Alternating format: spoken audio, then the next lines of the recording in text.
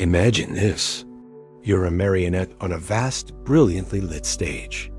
Every move you make, a lift of the hand, a smile, a turn, a tear, is flawless, moving in perfect sync with an invisible script. You're playing the part of a successful person, the good child, the star student, the dedicated employee, the perfect partner. You studied hard for the right degree. You worked tirelessly for the promotion. You managed your relationships to win the applause and approval of the world. You're hanging in the half-light, as you always do, waiting for the next day's performance. But tonight, something is different. You instinctively look up, trying to see the strings that pull you, to see whose hands are in control. Just a deep, bottomless, and absolute darkness. And you're good at it. You really are. Every time the curtain rises, you play your part. All your movements, your ambitions, all the things you thought you should do, it was just you dancing out of habit. The stage is empty. The audience is empty. The blood and sweat, the validation you chased, the pain you endured, if it all dissolves into this void, what was the point? Your morals, your beliefs, your love, and your hate. If there's no ultimate right answer behind them, what are they? A set of comforting social rules? Or a far more sophisticated scam? They fill every waking moment with entertainment, with work, with consumption, with noise, anything to pretend the strings are still there, that the script is still real, and the entire universe above you is utterly, profoundly silent. Every time the applause thunders, you feel a faint, hollow flicker of satisfaction, because when the universe stops giving you answers, it's actually handing you the single most important, most powerful question ever asked. Until one night, the show is over, the theater is empty, and the roaring silence has taken over. And what you see is nothing. Your strings hang limp, their ends disappearing into a cold, indifferent void. There are no hands, no will, no grand puppeteer of fate. In that one terrifying moment, a thought strikes you with the force of a physical blow. There was never a script. Is everything you've strived for just an elaborate lie? This feeling is what philosophers call the absurd. It's not about being funny. It is the chasm between humanity's desperate craving for meaning and a universe that coldly refuses to provide any. The first time you truly feel this chasm, a deep, paralyzing vertigo sets in. You feel like you've been abandoned on a strange planet with no map and no compass. Sartre called it being condemned to be free. You are forced to choose, but no choice comes with a guarantee of being the right one. Most people, at the first glimpse of this abyss, immediately run. But you didn't. You're still here, staring into the void. And this discovery, this terrifying truth that could shatter your entire worldview, might just be the very key to the beginning of your real life. So, what is that powerful question? It's not, what is the meaning of life? It's, what happens inside you when you realize there might be no built-in meaning at all? A century ago, Nietzsche declared that God is dead. He wasn't just talking about the decline of religion. All you had to do was play your part to feel secure. But now, looking up at that void, you finally understand Sartre's chilling words. Existence precedes essence. He was announcing the collapse of an era, the death of the absolute anchor that once gave us our morals, our values, our ultimate purpose. We are like a ship at sea that has just discovered its compass is broken. The lighthouses are all dark, and the star chart is a blank piece of paper. We have been thoroughly disenchanted. This isn't just a philosophical puzzle. It's a psychological earthquake. The psychologist Carl Jung believed that the spiritual emptiness of modern people comes from our disconnection from the myths and symbols in our collective unconscious. We tore down the old gods, but failed to create new ones. You begin to lie to yourself. We used science and rationality to banish superstition, but in doing so, we also banished the ancient rituals and stories that gave our souls a home. You are free, yet you pretend to be an object, a thing without choice. You say things like, I can't help it. That's just who I am. I have to do this. I have a family to support. If it weren't for X, I would have. You cast yourself as an innocent victim, a martyr shackled by circumstance and responsibility. You trade your freedom for the comfort of not having to be accountable. We live in a world that is technologically advanced, but spiritually impoverished. And so, we desperately try to fill that massive metaphysical hole with material goods, status, and fleeting pleasures. When you're terrified of creating your own laws, the safest bet is to hide in the crowd. We use busyness to escape solitude, noise to fight silence, and other people's standards to measure our own success. We pretend there's still a benevolent director in charge of the play, that our dance steps are part of some grand design. You do what the majority does. You want what the majority wants. You let the group's values replace your own judgment, and you use society's gaze to crucify your own desires.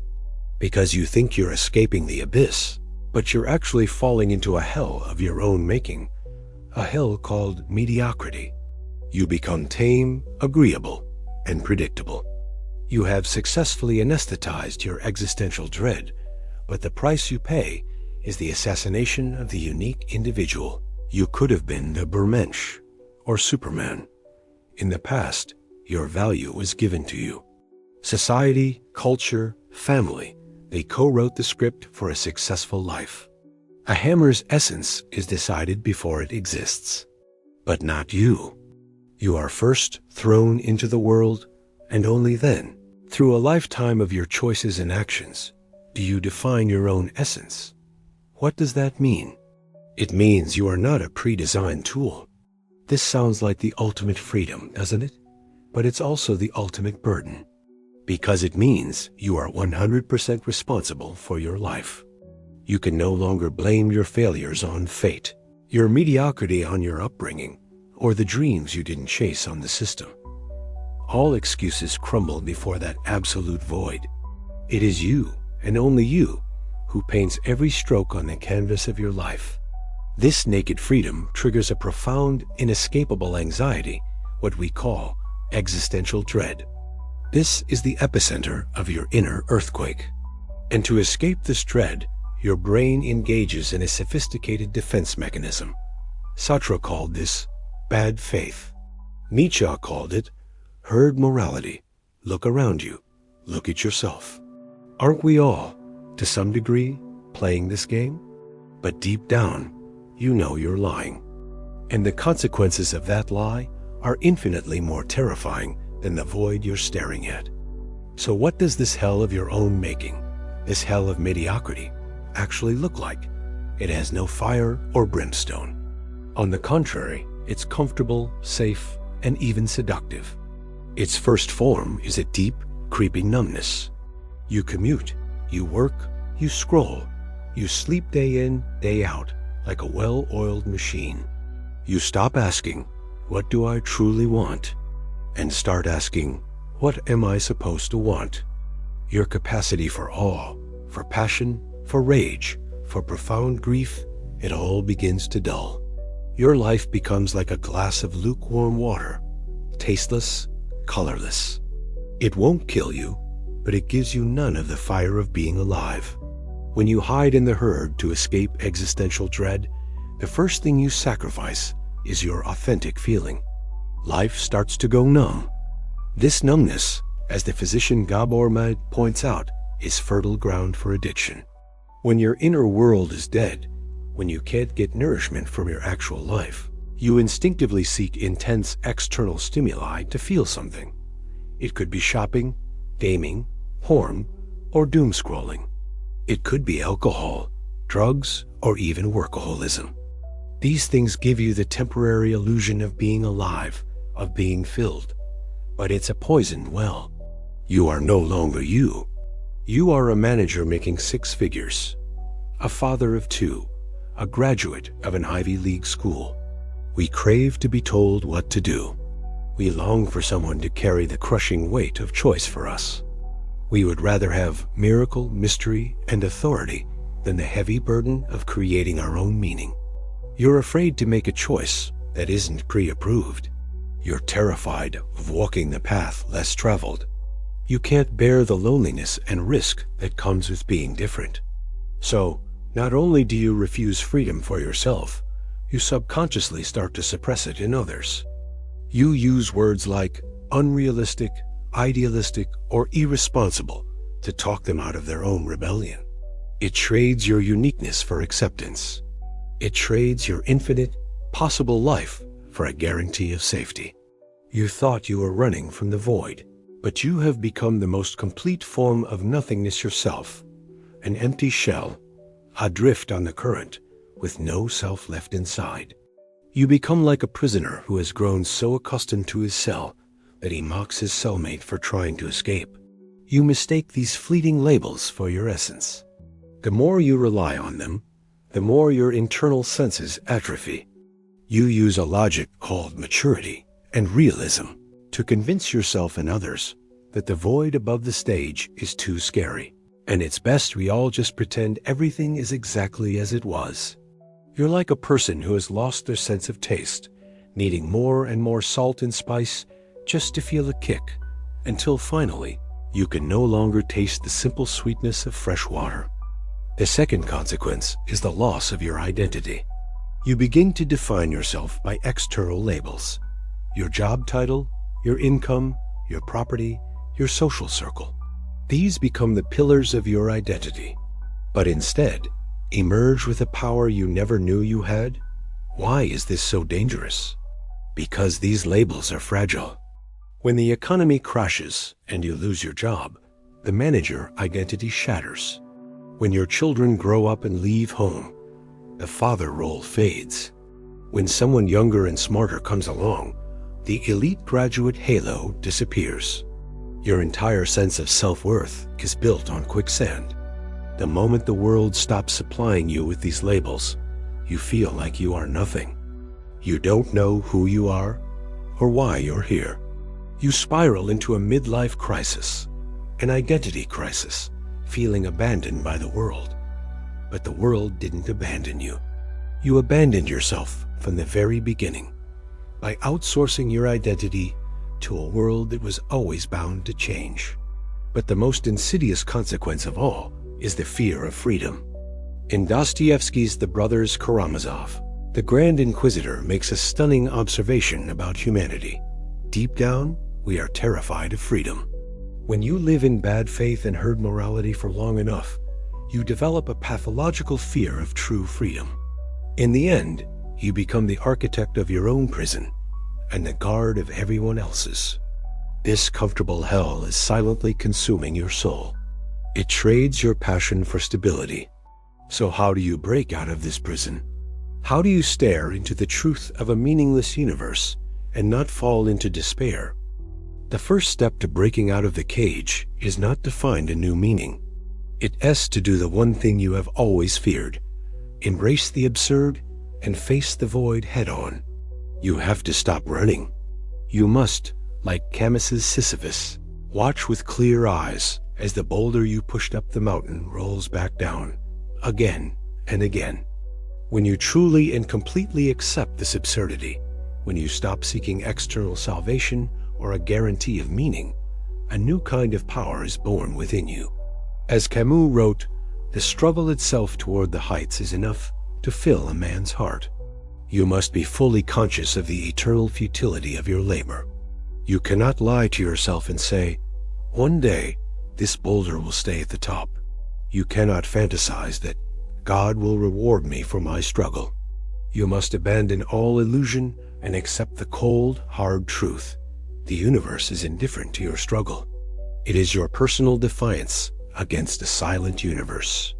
The universe gives you no meaning? Fine. I will create my own. Fate gives me an endless rolling stone? Fine. I will make the act of pushing this stone my art, my masterpiece. Success was a certain salary. Happiness was a perfect family. Excellence was a degree from a prestigious school. Now, you must become a rebel artist and tear up all those external price tags. You must personally experience, feel, and decide for yourself what it is that, even if no one is watching and no one is applauding, makes your soul tremble and feel intensely alive. It's where we hide our rage, our forbidden desires, our irrationality, all our bad parts. We lock this stuff in the dungeon of our unconscious to maintain our good person persona. The goal isn't to unleash it to harm others, but to understand and integrate it. Your anger contains the truth about your violated boundaries. Your envy contains the truth about what you truly desire. Your laziness contains your silent protest against meaningless work. When you embrace your shadow, you become a whole person. You are no longer a flat, one-dimensional, good person. You are a complex, real, and powerful individual. You are no longer a puppet waiting for a script. You are the writer, the director, and the star of your own show. Your life is no longer a tragedy you were forced to act in. It is a heroic epic of your own passionate, rebellious creation. But as Nietzsche famously said, "That which does not kill me makes me stronger." You now have the ability to choose good, not because you're too weak to do evil, but because you are strong enough to hold both within you. But the more you suppress the shadow, the more it controls you from behind the scenes. Your inexplicable anger, your self-sabotaging impulses, the destructive relationships you keep repeating. That is your shadow, screaming for attention. Because he was loyal to his own pursuit of truth, a value he placed higher than his own life. Dostoevsky, in a Siberian labor camp, stared into the abyss of human suffering and divinity and transformed it into immortal literature. Nietzsche, on the brink of madness, wrote the philosophy that would shake the world like a thunderclap. They weren't finding meaning. They were creating it with the very fabric of their lives. It sounds hopeless, doesn't it? But this is where the miracle happens. Maybe it's helping a stranger you'll never see again. Maybe it's spending an entire afternoon just watching the clouds shift and change. Maybe it's learning a useless skill simply because you love it. Nietzsche said that to become the Übermensch, you must first become a spiritual aristocrat who creates his own table of values. You stop asking, "What's the use of this?" And you start asking, "Does this make me feel more authentic, more alive?" This power is rebellion. This isn't about protesting in the streets or quitting your job to travel the world. This is a deeper metaphysical rebellion. The first act of rebellion is to reclaim your power to define value. In the past, your worth was defined by others. Maybe it's writing a poem no one will ever read. The second act of rebellion is to do the shadow work. Carl Jung taught that each of us has a shadow, a part of our psyche where we've repressed everything unacceptable to society. True rebellion is daring to walk down into your own dungeon and have a conversation with your own demon. Look at the ones who truly got it. Socrates, condemned to die, calmly drank the hemlock. They show us life as greatest paradox. It is precisely because life has no inherent meaning that we are granted the godlike freedom to create any meaning we choose. This path is lonely. It is difficult. It is filled with pain. So you've rebelled. You've created. You've integrated your shadow. You feel like you've finally found a way to live a meaningful life in a meaningless world. But there is one last, beautiful truth waiting for you. A truth that will subvert everything you've just done and elevate you to an entirely new state of being. And it is this: the meaning you created is also meaningless. That's a shocking twist, isn't it? After all that work, after clawing your values and your purpose out of the void, you thought you'd found the weapon to defeat the absurd. And now, I'm telling you that your weapon is just another toy. A beautiful, intricate toy you invented to make yourself feel better. In the face of the universe's ultimate silence, your self-made purpose is just as fragile, just as fleeting as anyone else's chase for money or status. You might feel angry, cheated. Was all my rebellion for nothing? No, not at all. The mountains you climbed, the rivers you crossed, the wind on your face, the sunrises you watched, the focus you felt while solving a riddle, the beating of your own heart as you conquered your fear. Because the final goal was never to find a better meaning to replace the old ones. You feel the burn in your muscles, the rough texture of the rock, the solid ground beneath your feet. You stop thinking, when will this ever end? You simply merge with the act of pushing itself.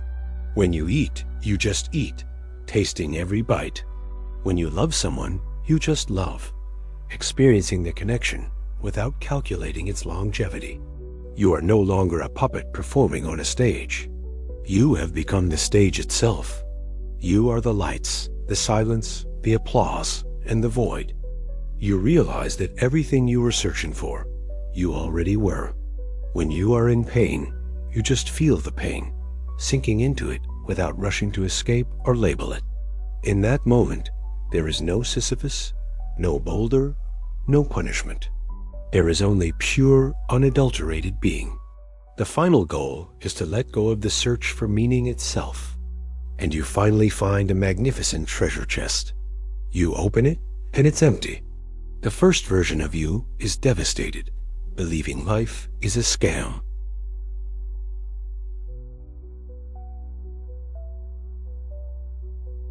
The second version of you, the rebel, decides to carve his own jewels and fill the box himself.